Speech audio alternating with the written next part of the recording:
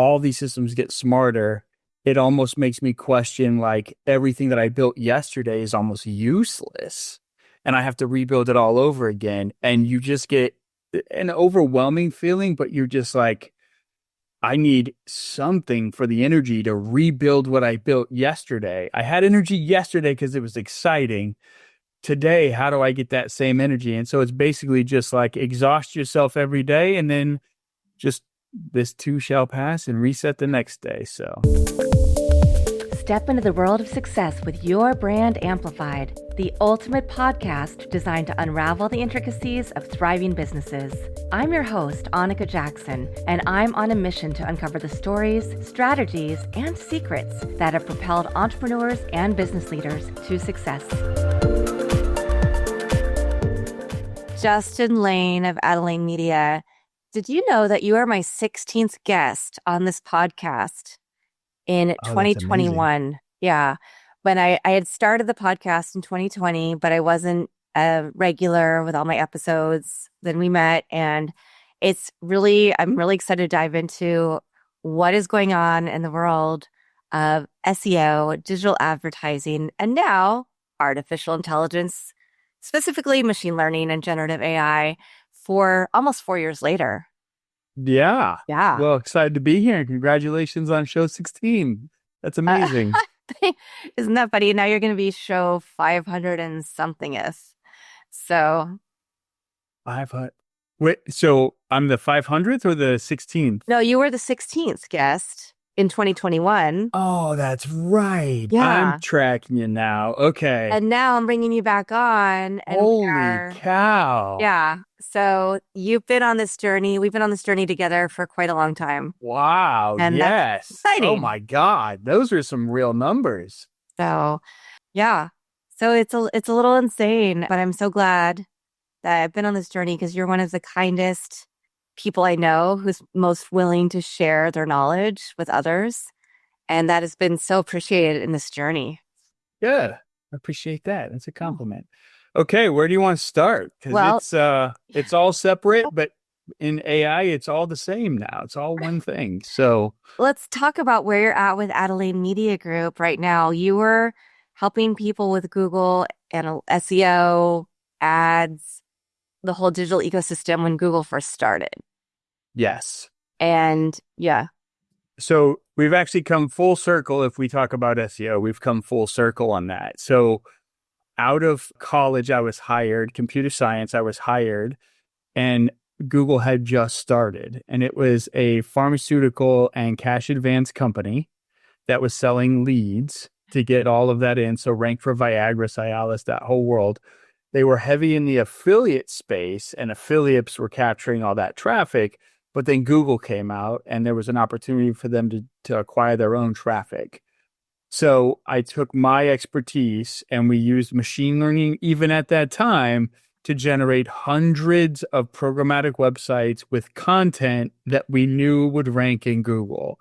So we had cash advance listings on the top page, Viagra listings, Cialis listings when that came out. And we would just battle other SEOs, but then also there was some actors in the space that would hack in and hijack our GoDaddy DNS and hold it hostage unless we gave them like $1,000 a day or some ridiculous thing. So really aggressive market, but it was all programmatic. The hardest part was the images. So we just bought thousands of dollars of stock image banks and just put it in. Then Google got really smart, obviously, and then it got really smart. So the machine learning and all of that intelligence, even across the paid side, you needed it to scale. So you need to have this semantic understanding of all the keywords that you were buying in the landing pages, and do they match up? And are you using models provided open source by Google? So you can kind of get close and say, well, if these two things fit, Google probably thinks they fit on the paid and the organic side as far as how closely related they are. So that was always there. Even OpenAI had APIs we were using for the last, I think it's like 7 years for semantic processing. And then I think about 7 years ago, we moved into the generative side, not generative like you know it today, but we would semantically process something. And then we would use those same text transformers to change it a little bit So let's take something and change it just enough to be different, but it never read well, right? Like it was just like it would replace one sentence with another, but that sentence didn't fit in with everything. But we're SEOs, throw up content, get ranking for it. And then with the paid side, that wasn't really a huge problem because the ad copy is so short. So we could come up with some ad copy that would work. So it was mostly for analysis, large scale content analysis. What are our competitors writing about? What topics are they writing about? Using embeddings to say, how are we similar? What are the gaps? How are we different? So it was mostly back in the day, it was mostly work to figure out where the gaps are and then get humans to fill them with content strategies, etc.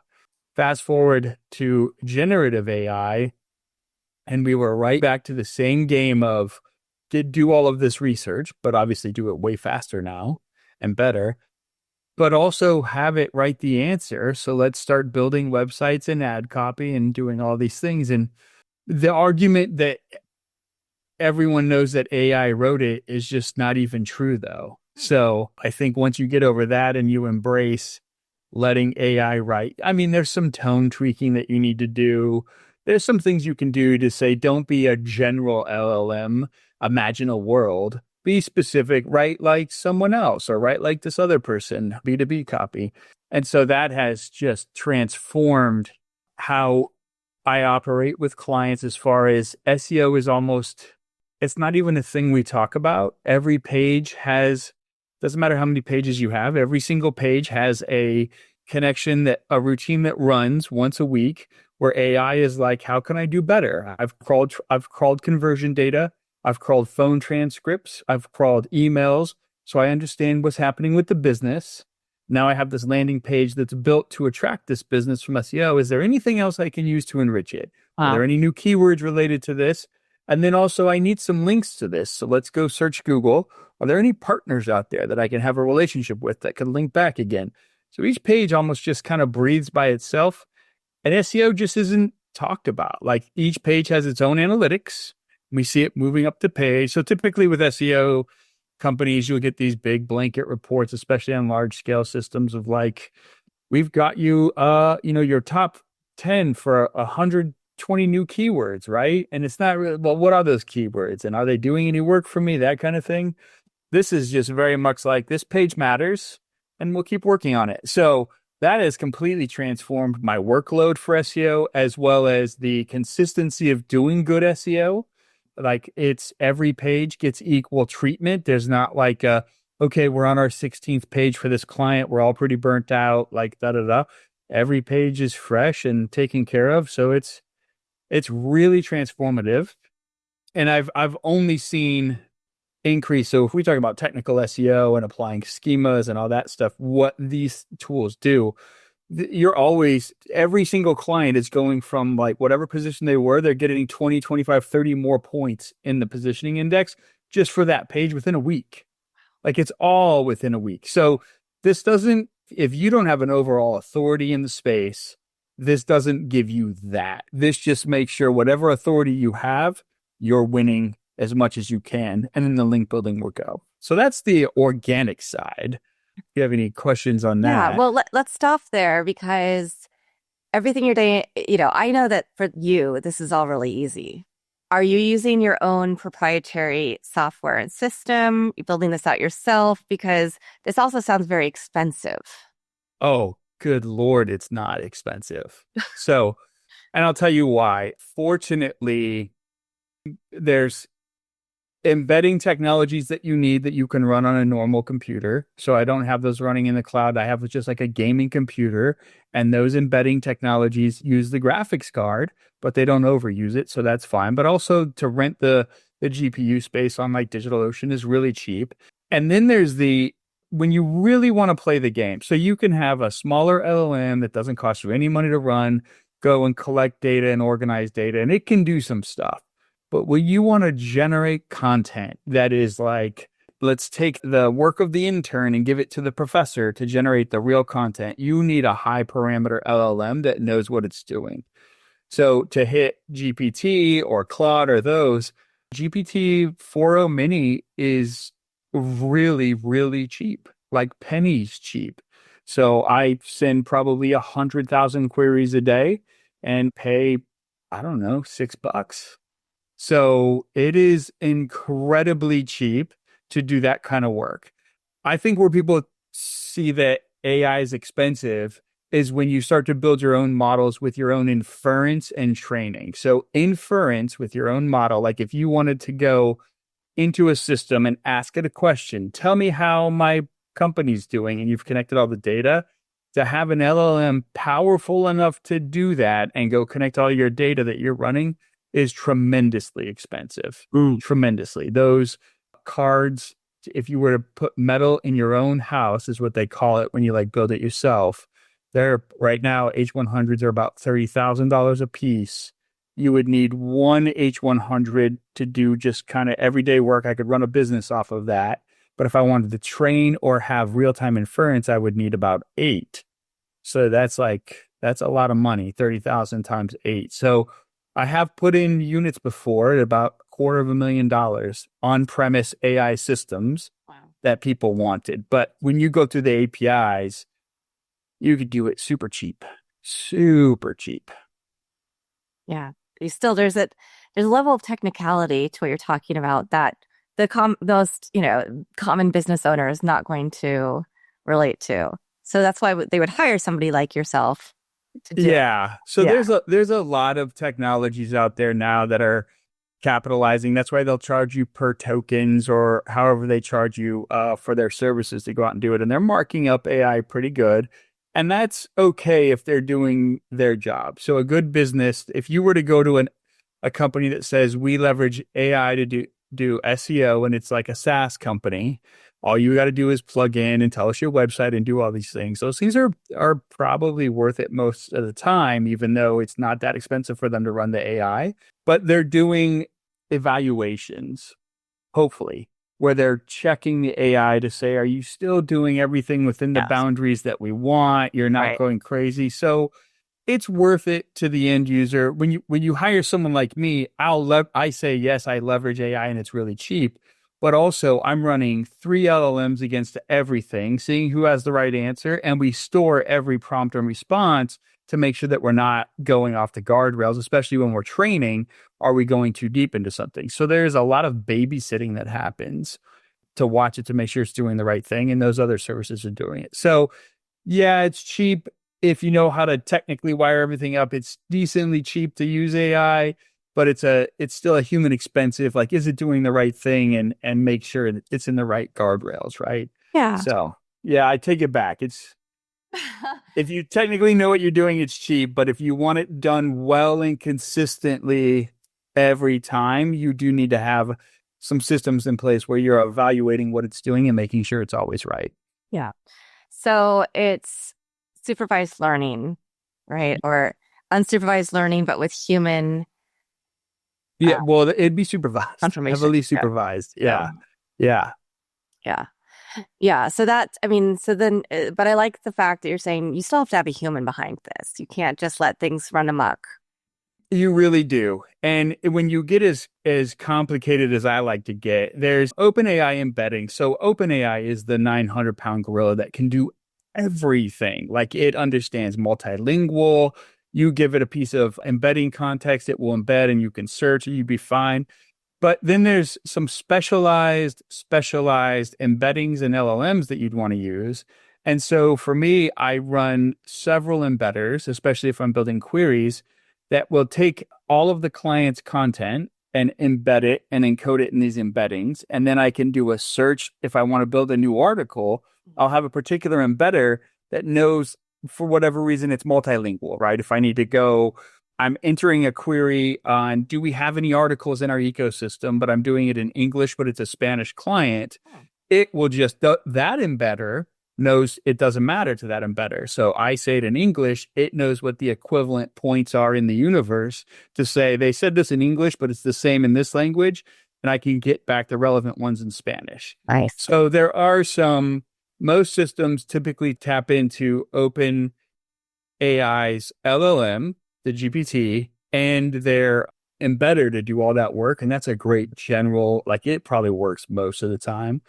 But there are some times when you just want to use like a very specific encoder because it just understands the world a little bit differently in the sense of content. And so you can have a special and you can train those encoders. So yeah, I guess I do take for granted a lot of the stuff that I apply for the clients, but at the end of the day, I'm still not doing that much work. All of these beautiful technologies that people have models that people have trained, that's really doing most of the lifting, and it's crushing and scaling right now. Nice.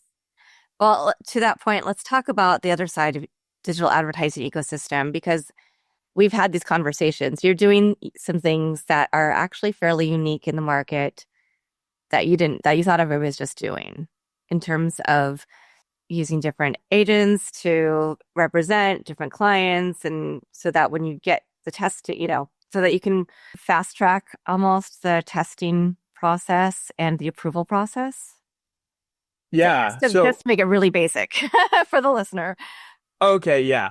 So there is two things. Like a while ago, even before we had GPT and all like Meta and Google, they were all building really sophisticated engines where their whole goal was, we don't want you to give us, this is paid media. We don't want you to give us a bunch of details and keywords anymore, and then you measure it and decide which ones are working.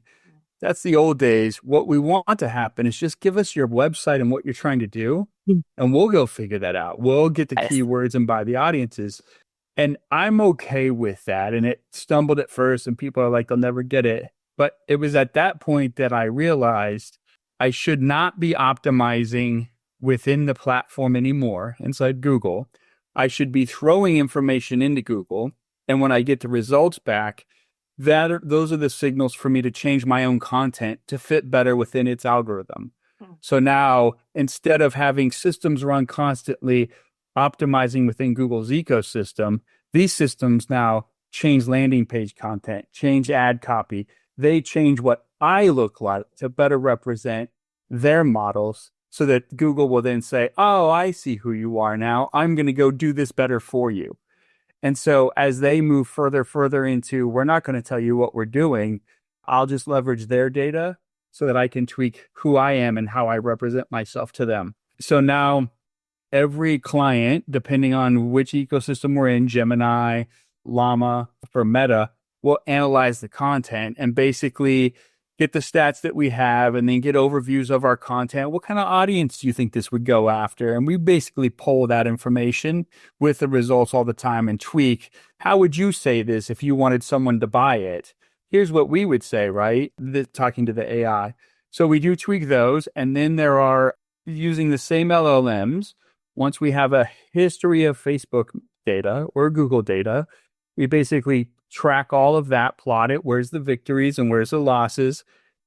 It will now build its own ICPs. So we no longer build personalities like, I'm starting a business and here's the 8 people I would like to go after. Right. It builds these personalities, the LLM builds them, and then an LLM emulates them.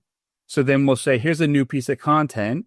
Does it resonate with you? And WPP has just started doing this. I don't know how deep their level is, but they have basically, like, we have your AI persona loaded, put some ad copy in and see how it resonates.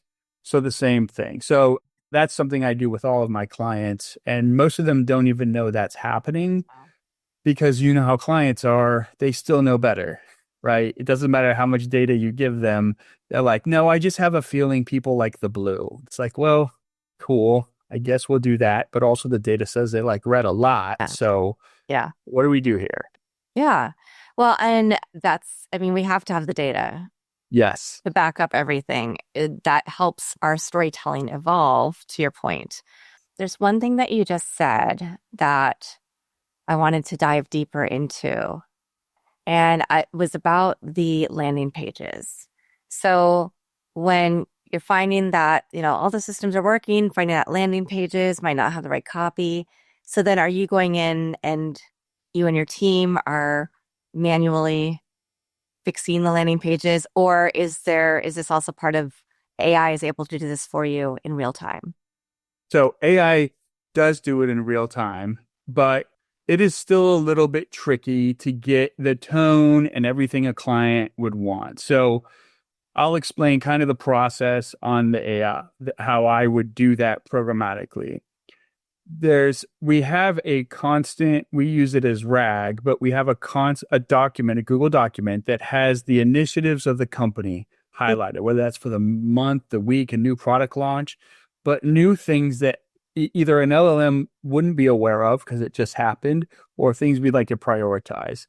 So we have that document, and then we have a tone document that's either off of the authors of the company, if they've written white papers we consumed and we understand how they speak, or the company in general, all the historical articles that have been written. We kind of have a tone document. And then we have policies and guidelines documents. So when we go to write a piece of content, we'll basically take a landing page and we'll say, this doesn't feel right. We're getting signals from Google that we're not quite there. We also have intelligence from all of our phone call transcripts and all of our user data as a user communicates with us, even from Reddit stuff that says we should probably speak more this way. So we'll bring that in, but then after we create that document of like, this is probably the new version of this, it's just a general LLM rewrite of that. Then we run it against the current initiatives. Now, what should we do here? Company has introduced that every product has this type of thing on it. We want to introduce that every time. So let's sprinkle that in, rewrite what we just did, but add these new features. And then the final component is, do we sound like the client? Right. So then we have that tone agent that is just like, run through this and rewrite it and be more B2B with it. We want, and it completely gets rid of the imagine a world. After we've done that, then we present it to the client, but it could rewrite it. The issue is like WordPress, a lot of time is the thing, and there's lots of text boxes that you could enter. Oh, yeah. So the LLM will take the structure of the landing page and understand I have these content blocks to rewrite. It'll rewrite those, and then you just tell someone, go find this bullet point and change it to this. So it's pretty easy. But yes, clients that are like, you just need to go like with SEO, they're static site generators, and I will build 10,000 pages at a time. I'm currently working on a project right now that has like almost 6,000 web domains that they just want to start. Can we get content up and have an AI build that website and just keep building it over time with content, talking to users? Can we just make it real? So yes, it can. Most of the time for clients, it doesn't, but it makes it really easy. Yeah. Word document, here's what you need to do. Go do it. Amazing. So this is interesting because you're talking about a lot of domains, a lot of pages. I've heard the same thing as a hack for social media to get brands up, right? They don't just have one profile. They have a whole bunch of profiles that point back to the main profile so that they can grow an audience really quickly. And so is that kind of what you're meaning by that strategy? Like, does the customer need to go out and buy a whole bunch of different URLs? No. So this is where I'm probably going to conflict with those people in the world. Okay. I am not a huge fan of just throwing out content for content's sake. Mm-hmm. So most SEO clients that I acquire over the year, they've created 20,000 pages of content. The first thing I do is embed all that content, search it, and I'll probably nuke 80% of that content and consolidate it into one thing. And I get a lot of points when I do that. Wow. And then for the social impact, as far as inside social, I don't do any personalities to reinforce the social, but on the social, it's very curated, like LinkedIn, let's go once a day. And we listen to the noise that's happening in the world around our industry or that client's industry. And then we search through with the embeddings. Do we have anything related to that? And can we capitalize on that noise? So it's a lot of content like LinkedIn. You'd want to go once a day, but that once a day content of just content doesn't really do anything. If you do once a day content of something that everyone's talking about, every day you're getting growth on LinkedIn to do that. So I am still very much focused on let's find wherever we can, let's build one piece of content that means everything instead of hundreds that mean nothing. Yeah, interesting. This sounds, again, I'm just going to say, it sounds like it could cost a lot of money. So yes, no, like if somebody were working with you, do you have standard pricing structures? Yeah, there's usually like currently right now there's like I'm just going to throw this number out, but it's like $5,000 for the first 30 days just to say, can I prove it to you? And that's where I consume all of your data sources, analyze it, build all the databases and say, hey, this is what your world looks like. And these are the 186 things I would change tomorrow. And I almost guarantee you things will go this way and this way and this way, move up. And then from there, there's a reasonable, because I still employ humans, right? So I have to cover the human costs. It's never just like, oh, AI is going to go do this. Right. Then we just come up with what of all these things that we just discovered you could be helped with, what is most important to you? And we'll build everyone's talking about this agentic, like agents can just call agents and do it. And that's probably coming, but that's not reliable right now. Yeah. So what we do is we build workflows. We will say, okay, we've collected all your data and we've built these sample little tastings, if you will, of what AI could do. If you want one of these things or three of them or all of them to be consistent, you want SEO content to be consistent, link building to be consistent, we'll build that workflow, maintain and manage it. And then that's when the pricing comes in of like, okay, now that we've given you the sampler platter, which ones do you want? And let's build a workflow for that. And it's, that is always changing when you like, even when you leverage OpenAI, they change their models and your output is different, right? Yeah. It's the same world when we use things like Hugging Face and text embedders. There's a V5. If they come out with a V6, we have the power to change the V6 if we want to.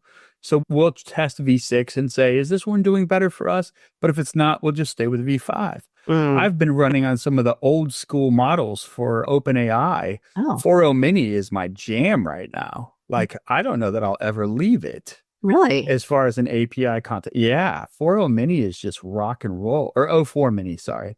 Is just rock and roll for me. I can't get enough of it. Like, it just does work. And that's the cheapest one, obviously, too.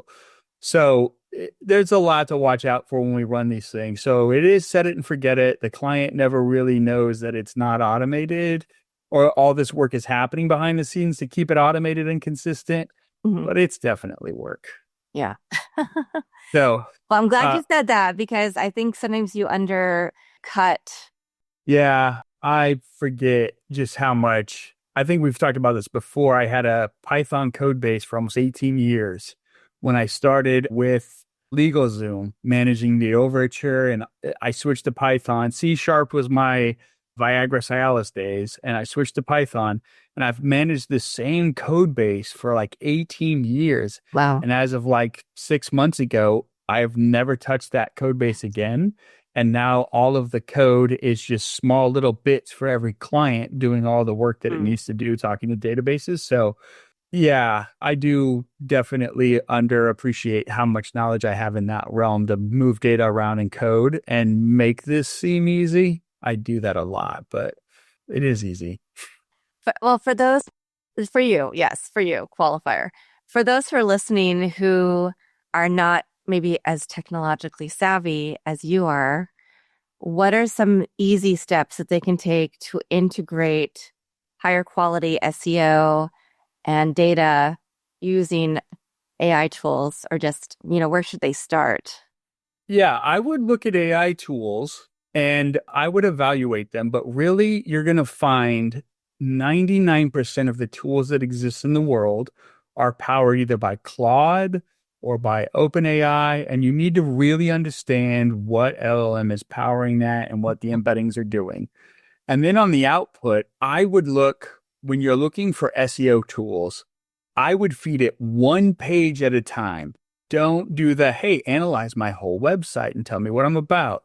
Take your homepage, drop your homepage off, and ask, like, just understand me. And if the LLM says, okay, I get you. I see all your navigation. I know what you're about. Then give it another page and say, based off of what you know about me, how does this page look technically and semantically for SEO? And just go one page at a time. You'll start to find patterns. But the beauty of SEO or AI, is you can go one personalized page at a time. So find a system that will allow you to do that. And don't fall for all the fluff. You're going to get like, oh, your meta tags should be filled out. And yeah, maybe they should, but also that's not the the meat and potato that gets you the ranking, right? Like you need to be relevant. So combine your SEO tool with some type of keyword research for that page. Ask the LLM, what's my page about? And then go find keyword stats for that page and then bring back some competitors and say, how do my competitors' pages? I search for this keyword in Google. Here's my top 10 competitors. What are they doing that I'm not? What am I missing? If you do it one page at a time, then you can use these other tools in the world like 8and8, I think it is, or these other SEO agent building tools to build just that process for you. Say we're going to go a page at a time. Here's my competitors. Here's the keywords. What do I need to do here? Technically, do I feel good? Make those changes, annotate when you did it, and then in a week, go see what it did. So there's a lot of tools out there, but I would just make sure that they're at the page level, not a site level at all. And I would absolutely encourage everybody, do not go build new SEO content because the LLM's like, this is the type of thing. Look in your existing content. If your SEO is already not working, but you got a lot of content, just fix the stuff that's there because that's going to give you the best boost. Like, don't go build a bunch of new stuff, and you'll start to figure it out that way. Amazing. Yeah, this has been a very technical conversation. I appreciate everybody who's listening. No, I think it's important for people to know like what's behind the curtain, right? Yeah. And what actually goes into these processes, because we see these big companies, but we don't, and we see what tools they have, but we don't really understand like what they're actually doing, how much human versus how much machine. And I think you've helped just, distill and disseminate some of that for us. Oh, good. Okay. Yeah. Excellent. So where do you see this whole world going? Do you think SEO is going to remain relevant?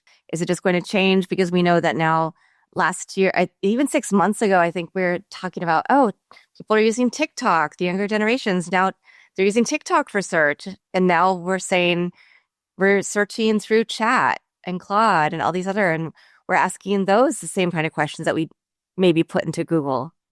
Yeah. So it is definitely going to change. But at the end of the day, the LLMs they have a general knowledge, but it's not like always up to date. They can't keep like a RAG cache of the entire web. Right. So somewhere, someone with authority has to be producing the answers that an LLM will say, I generally know about this, but if you want the specifics, let me go check this out and I'll bring that back and I'll analyze it for you or interpret it for you. So SEO from that perspective is going to be huge. And SEO, I guess I don't even know if we call it that, but someone dropping knowledge down specifically for a thing is always going to be a big deal. Now, how you drop that down, where historically SEO was like, make sure your H1 tags are good, etc. Now we're talking about schemas and data behind the scenes so that when an LLM finds your web page, they don't have to crawl the HTML. They have JSON data feeds that say, here's the products that I have and here's what they do, kind of the schemas behind it. Here's my FAQs. Here's my address, my business listing. So I just going through every page you have and looking at schema.org and saying, what schemas can I drop on the back end that makes sense will probably move mountains for you from that sense. So it's going to be maybe build my knowledge base for something else to consume, not humans directly type thing. And I think Sam Altman and everyone is always talking about an API driven world. Just give us an API and let our system consume it. That's basically what they're saying. Don't have a website anymore. Have an API site. That's interesting. That we can consume, and then we'll get your information to the end user. I was just about to ask about the relevance of websites in the future, and you led into the perfect segue. So can you explain to the audience who might not be as technical, what does it mean to have an API site versus what we know as a traditional website? Yeah. So I don't know what it means yet to actually just say, okay, I'm going to put an API, like a RESTful API, or I'm going to put some JSON data in my code that the user doesn't see, but it loads if you ask it. That's easy to do. but it's dangerous because if your competitors understand that you're doing that, they can just connect and consume all of your data in a very organized fashion. So somehow you have to say, here's all of my data that matters, that is useful, but only ChatGPT can access it, right? So there's some protocols that need to come into place to do that, some authentications that need to happen. But basically, it would be just that, build an API where take all the data that you use to build this web page, but just return it in lists of things that a computer understands and give it to the like ChatGPT. So that's all that is. The kind of hack right now that works is using schema.org. So on the back end, you'll see if you ever view the source of a web page or you go to Schema Checker, you'll see like someone has an FAQ that you could read, but they also probably have the schema in the text of the code for that FAQ as well to tell other computer systems, I have an FAQ and this is what it is. And they'll read it and be like, oh, you have FAQ and the type or schema and the type is FAQ. You've got FAQs. Perfect. I trust that. I'm going to assume they're FAQs and we're going to do this. So schema.org is probably the first place to go to build the API-ish interface. And then for the future, if you're just delivering content for someone to read, unfortunately, I think humans are not going to be interested in reading long things anymore. They're going to want summaries based on how they consume data, which they will have trained their prompt engine to do. Right. So have the data there, but I think building more engaging things. So like the prompt engine will give you the data for you to consume to say, I've got the answer to this. Now I'm going to go do a thing. But it's not going to be an experience in the sense of like, I'd like to experience what this author's talking about. Can I see this author at a chalkboard doing this? I think I want to immerse myself in the world of this person. Then they'll like the prompt engine will tell you, the generative engine will tell you, you should go to their house, go to their website. You don't have to read a bunch of content, but they've built a lot of engaging features to help reinforce these ideas and concepts that it's not so easy for me to do as a LLM. So you're just going to have to make your website more engaging and more fun and less about like, read this because I'm smart stuff. Yeah. That's what I think. Nice. So what's a favorite quote, words that inspire you to keep on going? Poem, verse, family motto? Oh, man. I don't really have one right now. I had one last time. It's the same one as the SEALs. Yesterday was the hardest day. And I live by that. But there are a few new ones that I think I could probably get behind. But I'll just go with that one. Yesterday was the hardest day. And so that is just like, no matter what's going on, I think Tom Hanks used to say a lot, an equivalent one of this too shall pass. And so there is just, especially in the world where I can spend, if multiple systems update AI and embeddings and the whole world takes a shift, and that happens now, like in one day, all these systems get smarter. It almost makes me question like everything that I built yesterday is almost useless and I have to rebuild it all over again. And you just get an overwhelming feeling, but you're just like, I need something for the energy to rebuild what I built yesterday. I had energy yesterday because it was exciting. Today, how do I get that same energy? And so it's basically just like exhaust yourself every day and then just this too shall pass and reset the next day. So, wow. Yeah, that's the quote. Yesterday was the hardest day. Yeah. I'm going to ask you something funny because I love your quote and I want people to go to Adeline.com, which we'll have in the show notes. You have a big disclaimer now. You don't approach individuals via WhatsApp or offer payments through crypto. Oh, man. Yeah. Someone hit me up on, I think it was WhatsApp. Someone took Adeline in the UK and they were like, hey, if you do work for us, we'll take all of your crypto. We'll pay you in crypto, but if you pay us a certain amount of money, we'll also return more crypto than you guys. A scam, total scam. Because I have one Google review. I try and not exist in the world, but Adeline has one Google review. And it's this guy that got scammed. And I'm like, bro, you have the wrong company. I'm sorry. But then someone WhatsApped me from the UK, and she was amazing. She's like, "Hey, is this really you? Is this deal real?" And I'm like, "No, it's not real." She gave me all the information I needed to understand it. And I was like, "Oh, thank you for doing this." So I had to put the disclaimer up, and I'm just going to leave it because why not? But yeah. So my one Google review for Adeline is this guy that's like, "This is a scam. They'll take your money and I'm just like, okay. Wow. So how do you get new clients if you are not trying to like not exist in the world but you're also doing this podcast right now? It's all word of mouth currently that clients come through. And now there's a lot of people that just want AI. And I have a lot of friends in the space, do some partner work. A friend just fired up Prax Media. It's an AI specific one that leans into his specialty is sales initially, but just high level. He's had some exits.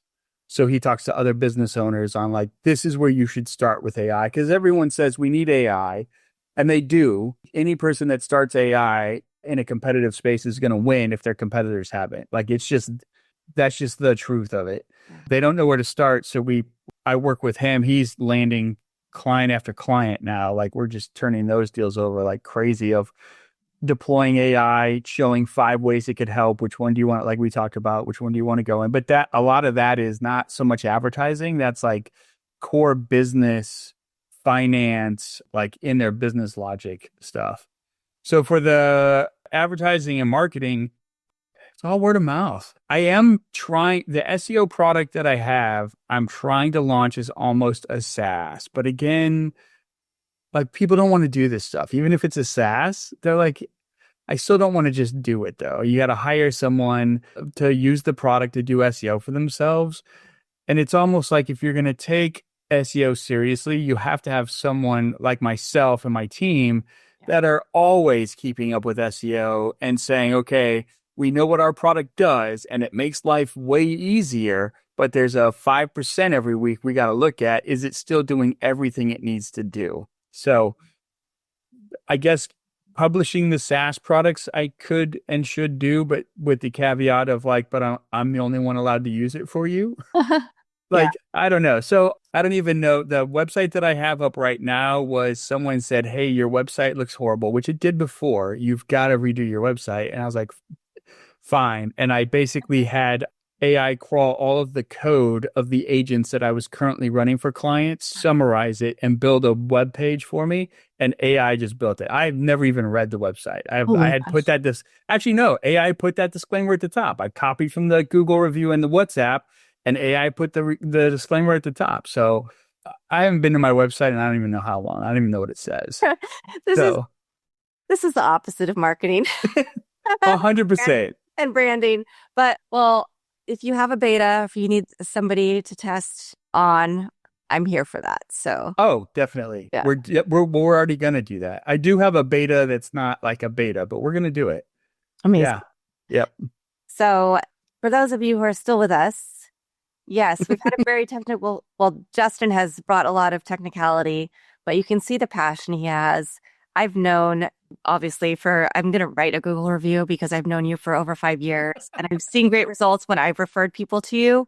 So I really appreciate you coming on and talking about some of the intricacies of the behind the scenes work that it takes and where we're really headed with all of these concepts that as business owners, we know we need to take care of SEO. We need to have digital advertising, but things are shifting so quickly. We need to know new ways to do this. So thank you for Yeah. providing that. Yeah. Yeah. We should probably have one next week because it's probably gonna be a whole different story. Well, this has been a lot of fun, Justin. I've really appreciated your knowledge, your expertise professionally, but also as a friend. So thank you for joining me on Your Brand Amplified, giving us an update on what you've been doing since our last interview. You know, I think you're going to be like the 560th and you were by 16th for this podcast. So I really appreciate A while. that journey. Yep. I appreciate it as well. Thanks for having me. Amazing. Thank you to everybody who's watching this episode or listening to it. I hope that you learned a lot of valuable information. I know that I knew a lot of the stuff, but I still learn every time I talk to Justin. And this is hopefully going to help you build a better business that's ready for the future and that's fully 1 foot in, 2 feet into this new world of agentic AI, using artificial intelligence to make our businesses more effective, better at reaching the right people. Thanks for listening or watching to this episode of Your Brand Amplified. Don't forget to leave us a rating or review on your favorite podcast listening platform. And if you want to learn more, check us out at yourbandamplified.com.